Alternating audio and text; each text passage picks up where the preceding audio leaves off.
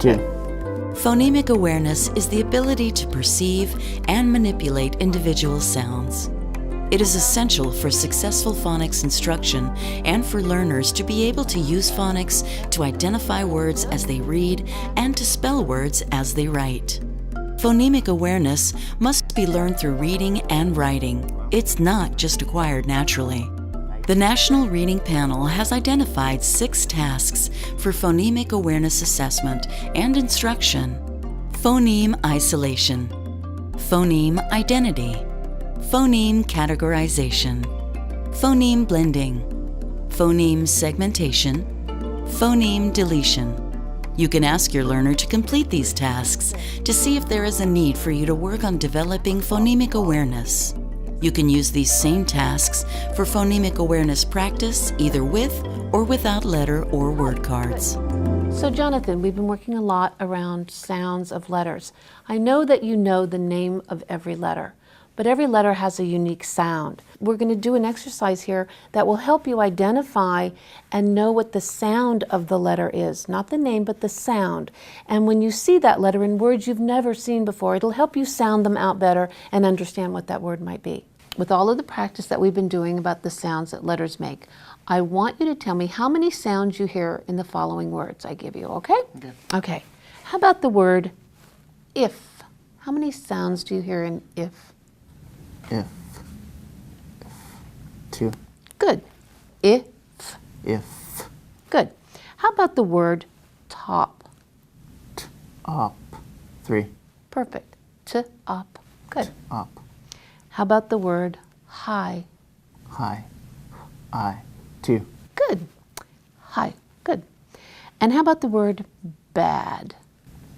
Add. 3. Bad. Add. Perfect. And rip. Rip. 3. Ip. Good. 3. How about sand? And 4. And 4. good. How about fat? At. 3. Good. At. Good. How about the word odd? Odd. Odd. 3. Let's try that again. Odd. Odd. 2. Good. Those 2 D's together to sound like one. Odd. 2. Good. How about the word bell? L. 2. Say it again. L. B-E-L. 3. There you go. Those L's. There you go. How about rug? Rug. 3. Good. 3 for rug. How about do? Ooh. 2. D. Ooh. Ooh. 2. 2. Good. How about champ? Amp. 4.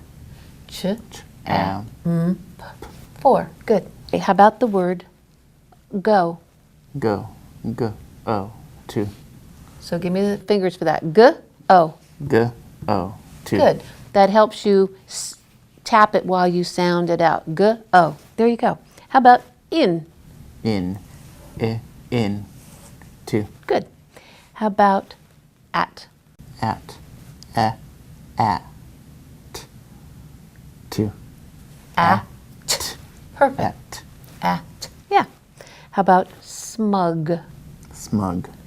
Smug. 3. Okay, let's try that. 4. 4. 4. Perfect. Okay. How about truck? Truck. 4. Very good. Truck. 4. How about the word black? Black. Black. How many is that? 4. Again? Black. 4. Good. 4. And the last one is frog. Frog. Frog. 4. I was missing a letter there. Let's try it again. Frog, frog. Fr, f, g. Frog. 4. 4. Good job. You got it. So Jonathan, here's another way we can practice sounds of the letters, okay? How many sounds do you hear in the word if? If. Perfect. 2. Good. If. That's 2. Perfect. How about top? T, up. 3. T, up. 3. Top. Good. And how about high? I. 2. 2. H and I. High. High. You have just seen a learner and a tutor practicing phonemic awareness tasks.